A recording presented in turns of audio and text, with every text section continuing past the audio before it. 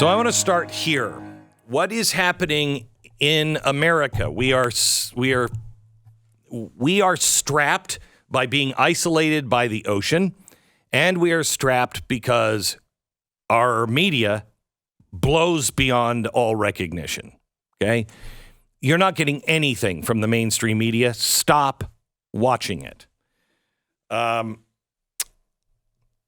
let me give you an example. I told you yesterday about a major bank in Australia announcing the end of financing for new fossil fuel-powered cars. I wanted to point out that it was just a couple of weeks ago that the New York Times ran a hit piece saying this exact thing was made up. I'm going to give you a quote from the New York Times. This article mentioned me and wall builders and also the Heartland Foundation. The Heartland Foundation and wall builders have been instrumental in writing legislation and trying to get legislation passed. The New York Times wrote this, and I quote, "The memo had been prepared using research from the Heartland Institute, a think tank with a history of denying climate science.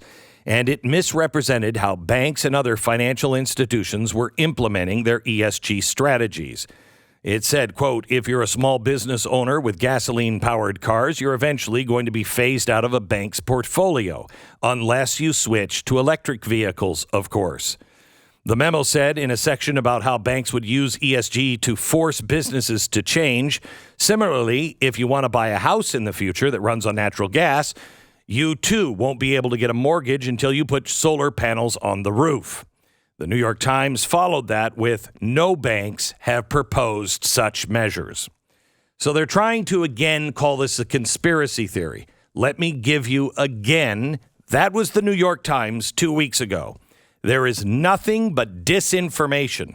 This may even be malinformation because it doesn't take a rocket scientist to see what is going on all around the world. They admit it. You don't need any inside, secret leaks. It's all out in the open. So they denied this just a couple of weeks ago and mocked us as conspiracy theorists.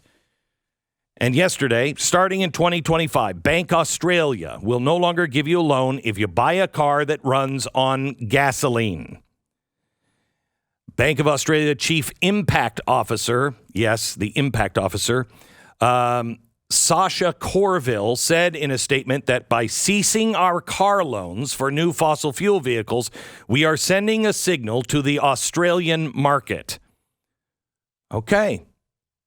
I want you to remember, no matter what the New York Times or anybody tells you, you go to the World Economic Forum's own website. You go to whitehouse.gov. You read the new bill from the government on the EPA section in the Inflation Reduction Bill? Yes. This isn't about cars. This is literally about everything, every product or service or social media platform. If they can force you to buy an electric car through the banking system, they can force you to do anything because the same strategy could be applied to any industry, any product, any business, or any opinion. This is not the free market, and I'll explain that if I have to. I'll speak slowly for those who are just cannot get it through their head. This is the government. Well, let me give you this example. You can find this at energy.gov. The U.S. Department of Energy's Weatherization Assistance Program, WAP, W-A-P, differs in many ways from what is commonly referred to as weatherizing your home. The latter involves low-cost improvements, such as adding weather stripping to doors and windows to save energy. Okay? When they say weatherizing your home, the Department of Energy would like you to know that's different than their Weatherization Assistance Program. WAP, still quoting from energy.gov, takes the whole house weatherization approach that analyzes all of the building systems, the building envelope, the heating, the cooling systems, the electrical systems, the electric baseload appliances, through the completion of an energy audit. Another distinguishing feature of WAP is the attention to the overall health and safety of the clients being served and the weatherization providers. Many dwellings receiving attention are old and need of repair.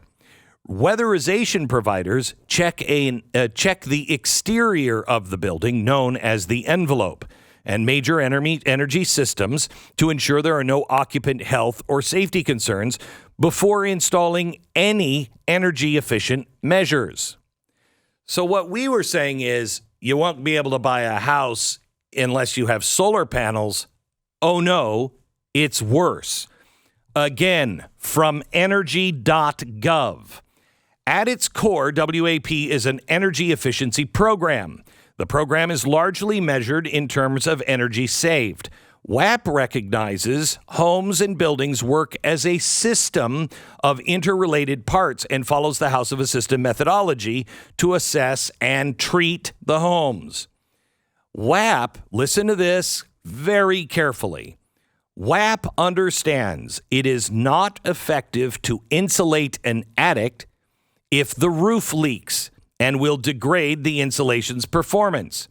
Therefore, either the roof is repaired before insulation is installed or the home is deferred until repairs can be made. When a home is deferred, it does not mean assistance will never be available, but that the work must be postponed until the issues can be resolved and the home is ready for weatherization. So if you have a problem that the government, the Department of Energy, says, you got to do this before you can do anything else, you're going to have to update possibly your electrical system, possibly your appliances.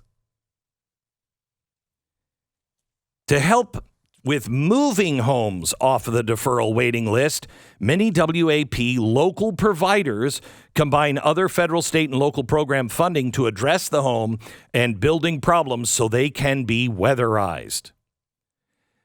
There's all kinds of things the government is going to do for every business and every home in the United States of America to make sure it fits exact specifications that some bureaucrat, not Congress, some bureaucrat came up with. Now, how do you think that's going to affect your income? 2 thoughts. I want you to write them down. And I want you to think about them every time you hear a story about the IRS, the Department of Energy, weatherization, solar panels, gasoline, etc., etc. You will own nothing, and you will like it. There's thought number 1.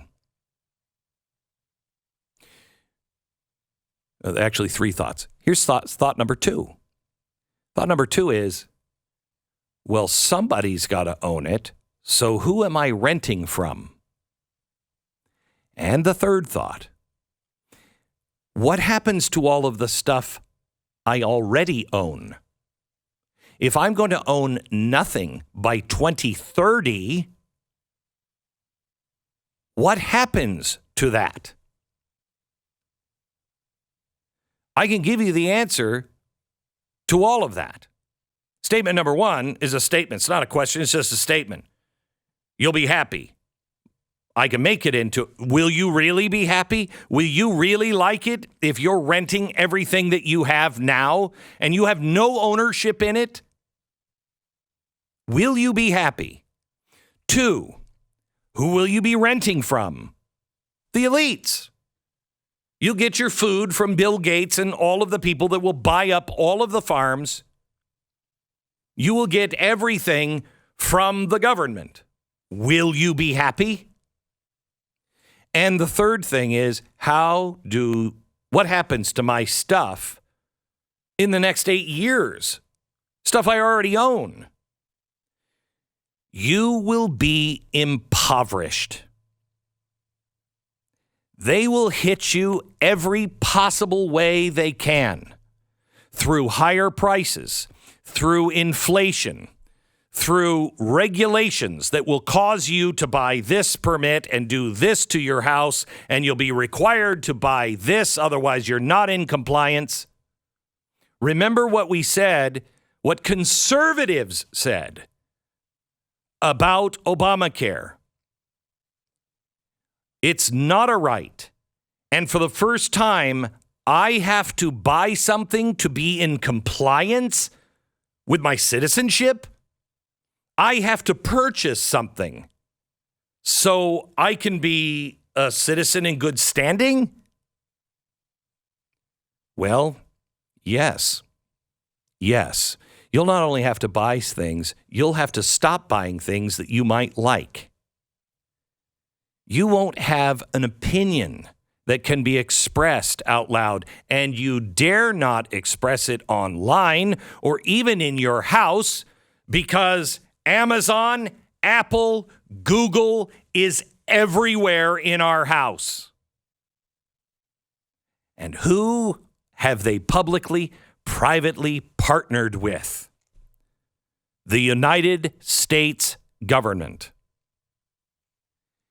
For anyone who is still reading the New York Times or still looking at ESG and the Great Reset as a conspiracy theory, you either are dangerously stupid or you're part of it, because it is wide out in the open.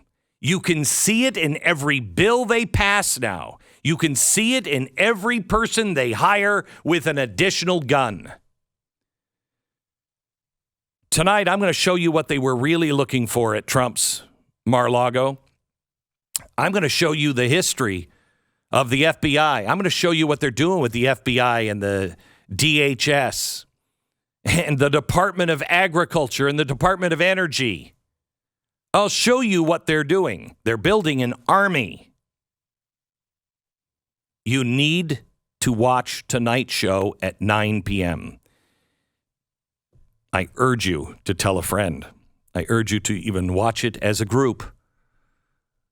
Join us, 9 p.m., The Blaze TV. Go to blazetv.com/Glenn. If you're not a member, please, we need your support now more than ever before, and we want to make sure we can stay in touch with you.